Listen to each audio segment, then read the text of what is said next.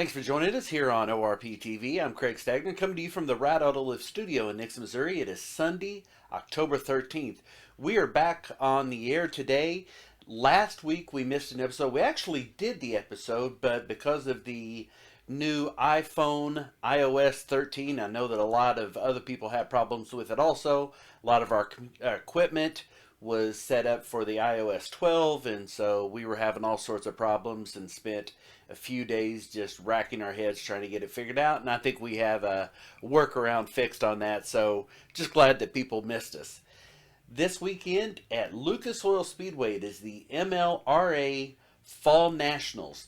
And yesterday was the B mods. They were doing all their heat race qualifying for today, so no real results in that regard.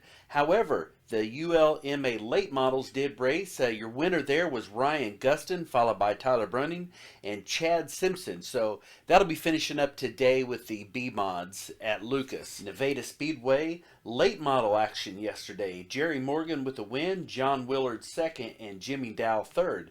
Then in the B mods, Jerry Morgan comes back and wins that one too. So a good day of racing for Jerry Morgan, followed by Matt Rose and Dayton Pursley. The Midwest Mod Class sees Ryan Smith with the win, Sean Burns second, and Ryan Lawson third. Street Stocks, Toby Ott with the win, Scott Johnson second, and Devin Irvin third. Pure Stocks, Matt Hendren with the win, followed up by Joshua Parcell and Tommy Joles. Mini Stocks, Scott Mulfield, Brandon Lear, and Mike Baxter are your top three. Lebanon Midway Speedway was in action yesterday. A lot of these tracks, I know the racers were ready to get back at it after last week's bad weather. Yesterday was fantastic weather. At Lebanon, your B mods, Earl Rourke with the win, Chad Status is second, and Tyler Knudsen third. The Midwest Mod Class, this was one of those stacked classes yesterday. Rob Muhlenberg with a win, Colt Cheever second, and Tim Petty third. Pure Stocks, Mark Simon, that guy has been dominant this year in that class. Mark Simon with the win, Mike Piercy second, and Sam McDowell third. Correction, Sam McDaniel third. I apologize. Street Stocks, Josh Lewis with the win, Jerry Brown second, and Joe Francis third. The Hornets see Cheyenne Bowman with another win. Congratulations, Cheyenne. Jason Wall second, and Alex Thomas third. NASCAR Talladega. It doesn't get any bigger or better hardly than Talladega. Daytona, and I would think that maybe even with the success of the Talladega Nights movie, Talladega has become every bit as important or popular, maybe even surpassing it in NASCAR. So Talladega yesterday, no Xfinity there. However, the Gander Outdoor Truck Series was racing. One of our pals on Facebook, somebody I'm lucky to call a friend on Facebook, Spencer Boyd with his first career Gander Outdoor Truck Series win. Congratulations to Spencer. Followed up by Todd Gilliland and Riley Herbst. Brett Moffitt is fourth and Stuart Friesen fifth. Really happy to see Spencer with this win. He's had a good year, had some ups and downs, had some truck troubles once in a while. Really battled, stuck to it. So congratulations, Spencer. A well-earned victory there.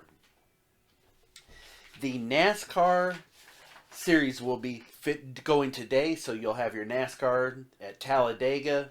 That's a big one. So a lot of people will be bouncing back and forth between the Chiefs game and Talladega. Hope you don't miss anything. They're bouncing back and forth. NASCAR news. They just announced this week that in 2022, so 2 seasons from now, they are going to be introducing the hybrid race car. Saw a lot of feedback there on our page as well as the NASCAR page about this. Like it or not, it's happening. And so you got to focus on the upside to this. IndyCar is going to be switching over to a hybrid also in 2022. So this isn't just a NASCAR thing. A lot of the racing we showed earlier in the week on our page that KTM as well as Cobra is in the Mini, the 50cc class, the small bikes with electrics. There's already some of the bigger motocross bikes available in electric. The Tesla on the street I believe Harley Davidson has an electric street bike. Terry Hatfield could very well explain to everybody the power and the torque of the electric vehicle. Um, it's going to happen. Indy is going to switch to it in 2022. Uh, Mustang is going to be released as a hybrid vehicle in the late next year, so the end of 2021 into 22. Either late 21 or early 22, there's going to be the hybrid Mustang. Chevrolet has scrapped hybrid.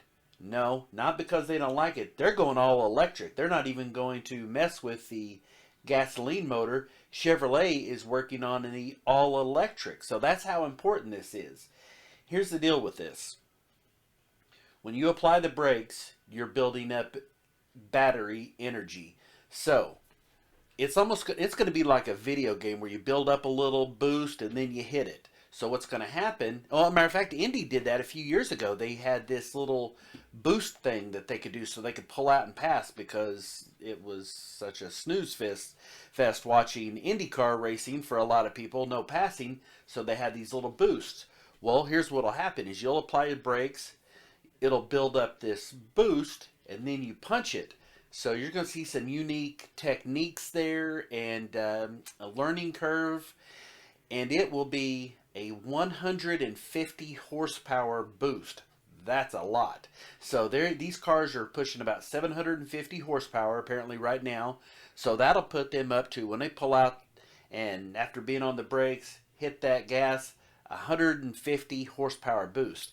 Where they're primarily going to be using this will be on the short tracks where there's a lot of braking, your road courses, your Roval, Talladega, Daytona, Texas, your big tracks where there's not a lot of braking. That won't be happening anytime soon. That would probably require all electric, but this is going to be happening. It ought to be exciting. I'm anxious to see what it does for the sport because you look at the stands this afternoon. Talladega does well, but some of these tracks, oof, they need something bad. We've been talking a little bit about with some friends.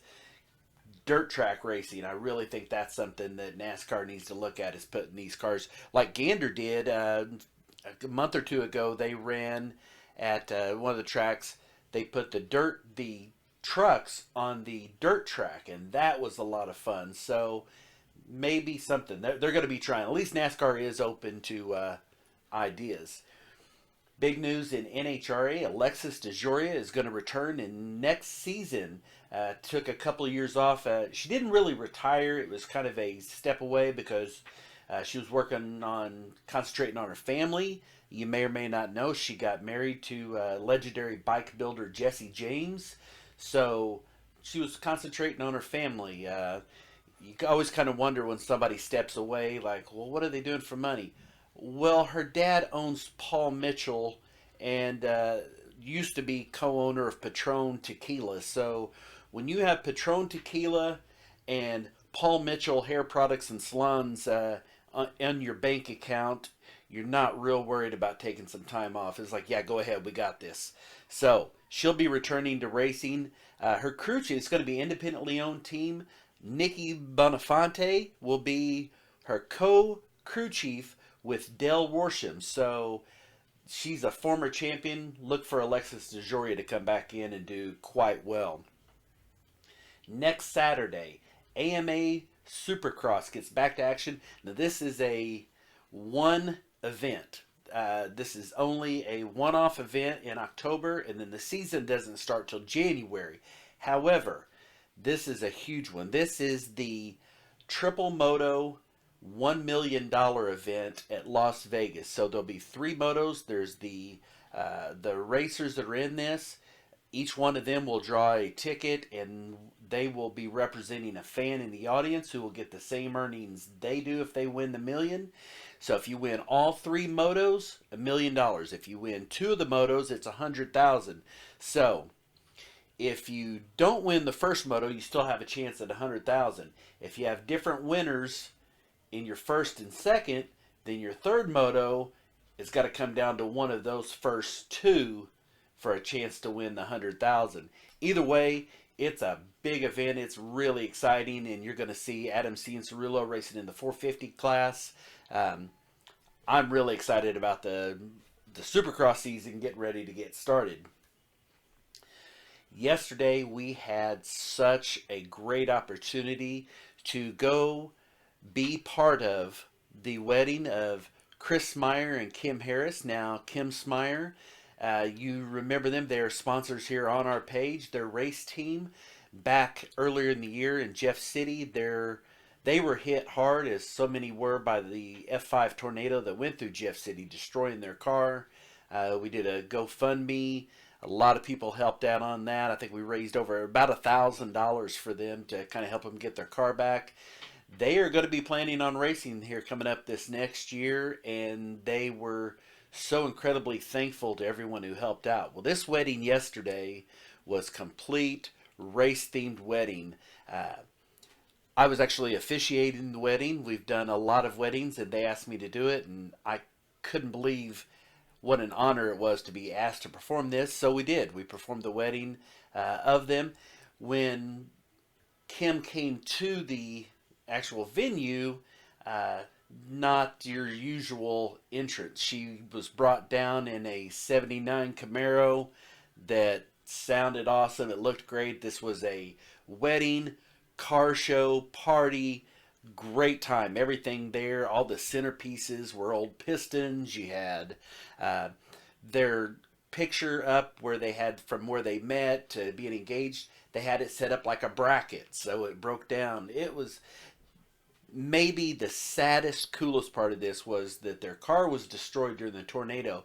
Well, they took one of the glass. We have one of them here in studio. They autographed for us, but they had another one and then part of the hood, and that's what everybody was signing. So instead of your traditional wedding book, people were signing pieces of the car. It was really heartbreaking, yet really, really neat. So congratulations to Chris and Kim Smyer.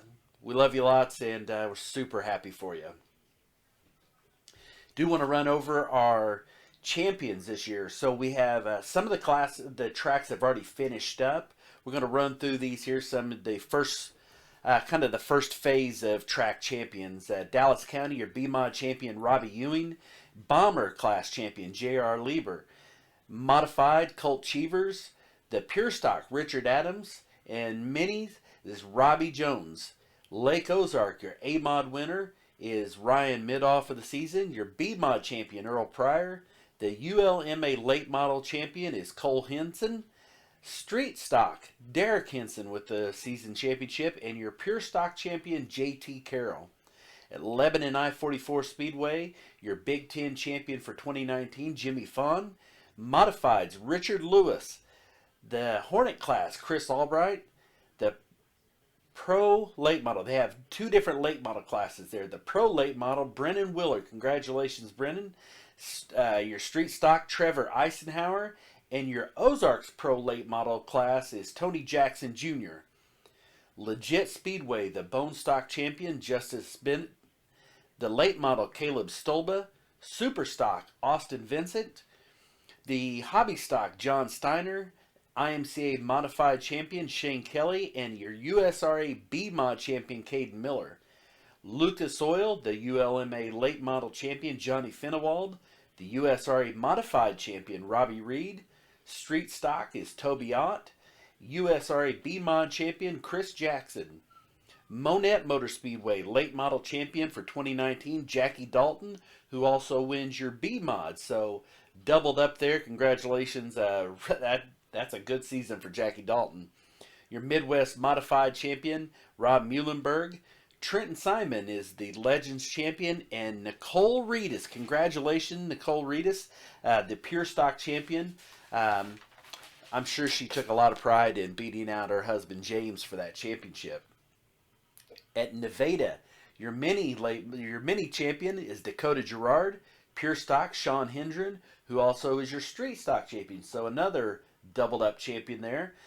Midwest Mod is Brock Rose, B Mod Jerry Morgan, and late model Rusty Skaggs. Springfield Raceway, USRA B Mod champion Jackie Dalton with a win there also. IMCA A Mod James Thompson. Pure Stock Jacob Cater. The Midwest Mod A Series champion is Scott Campbell. The Midwest Mod B class, Riley Duncan. Your Legends, Wayne Johnston. And your Mini Late Models, Wyatt Sofa. Congratulations to all them. And as we get some more of the track champions this year, I know the Missouri Outlaw TT Series had their champions. That was a long, long list, and that's posted. So go check that out. Here is your look at race week ahead for this coming week, brought to you by All Parts Auto Salvage. The weather's getting ready to turn cold, so don't get caught with dead battery, bad wipers. The first freeze, you go to pull on your door handle and the door handle breaks. This kind of weather, and it happens like that. One day, as you know, it's 80 degrees, and the next day it's 20. And whatever problems your car's having, it'll let you know real quick about it. Where do you want to go to get those fixed? All Parts Auto Salvage. Let Alton and his crew take care of you with 2 locations, 2600 North Benton and 425 East Kearney. Let All Parts Auto Salvage help you fix your car.